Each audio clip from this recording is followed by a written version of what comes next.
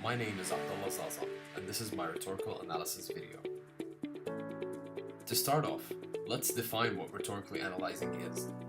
The UWC, University Writing Center at Texas A&M College Station, defines what rhetorical analysis is on their website, and according to them, a rhetorical analysis is the breakdown of a work of non-fiction into parts and then explaining how the parts work together to create a certain effect, whether to persuade, entertain, or inform. Before we start, let me tell you more about myself. I am a freshman in Texas A&M University at Qatar. I am originally from Syria, but I have lived most of my life in Qatar. My family and I have had our lives impacted drastically ever since the beginning of the Syrian civil war in 2011. Some of my relatives were forced to move out of their homes. Some were detained in the regime's prisons, and some died as martyrs in the Syrian civil war. And that is all without mentioning the significant financial setbacks that this war has caused my family. My family and I's story doesn't differ much from the stories of other Syrian families in and out of Syria, where all Syrians were affected by this tragedy. So how did the Syrian civil war start? The Syrian civil war is a very convoluted and often misunderstood situation. Some people blame the Syrian regime for escalating the situation by responding to peaceful protests with brutal violence, while others blame the protesters who revolted against what they know is a dictatorship, putting the country in a state of chaos.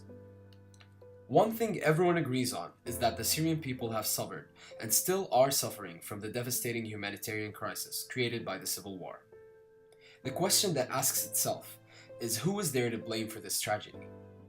When you look at this photo, what do you see?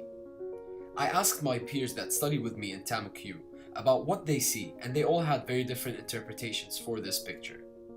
One of them interpreted the picture as aliens invading mankind. One of them saw it as an invasion of foreign powers of the Muslim world. When rhetorically analyzing, you have to think about what the writer's purpose or message is. Learning more about the writer might help you analyze his message better. The writer is the Syrian artist Ayham Jaber, who at the time of making this picture was in war-torn Syria while the civil war was going on.